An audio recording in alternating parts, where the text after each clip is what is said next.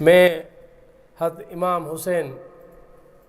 علیہ السلام کا ایک قول سناتا ہوں،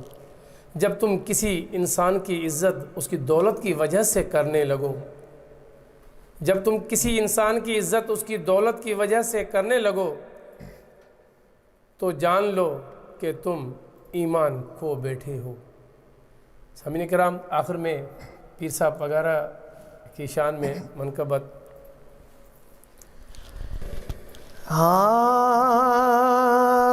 نایو نو کرم سبحان اللہ چیبو غر غر اللہ رئیس کے بھوتار جا صدقے ونجا اسایو غر پاگارے پگدار جا ہے نایو نو کرے چیبو غر غر نایو نو کرے چیبو غر غر رئیس کے بھوتار جا اسایو غر پاگارے پگدار جا اسایو غر پاگارے پگدار جا ہکڑی دل ہکڑو دل بر کافیا دل جورا جن مٹن بنا انصافیا ہکڑی دل ہکڑو دل بر کافیا دل جورا جن مٹن بنا انصافیا کیے چواں گھٹ کی چواں گھٹ کیے چواں گھٹ کور بین کھٹ کیے چواں گھٹ کور بین کھٹ عجب کلنگی دار جا اسایو غر پاگارے پگدار جا ایک تا سونو تاج بیو کلنگی ابھی واہ واہ سبحان اللہ ہے صرف ہکڑی جھلک ساتھے دردن جی دوا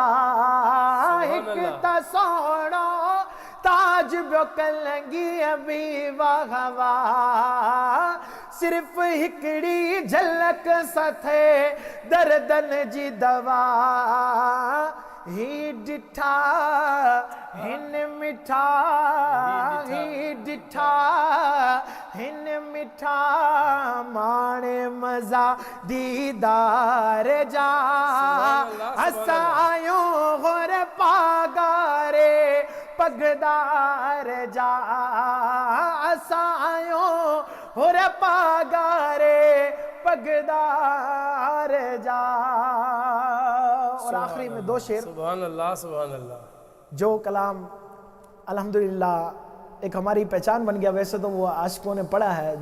جو چاہنے والے ہیں مرشدوں کے، لیکن سانگڑ میں جو کلام الحمدللہ پورے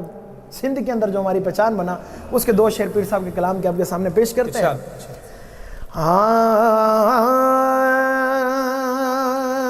ہے مونجا مرشد پاگارا تو جا جھر جنگ میں نارا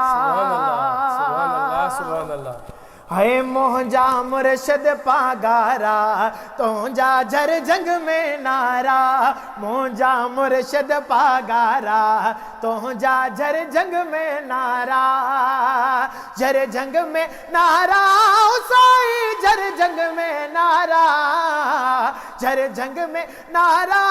سائی جھر جنگ میں نارا مونجا مرشد پاگارا تو جا جھر جنگ میں نارا مونجا مرشد پاگارا تو جا جھر جنگ میں نارا ہو تنجو نارو جتھے لگ دو ہو دشمن آؤ تو بج دو تجھو نارو جتے لگندو دشمن آؤ تو بجندو مرکن تھمنن وارا تونجا جر جنگ میں نارا مرکن تھمنن وارا تونجا جر جنگ میں نارا جر جنگ میں نارا سائی جر جنگ میں نارا جر جنگ میں نارا سائی جر جنگ میں نارا مونجا مرشد پاگارا تونجا جر جنگ میں نارا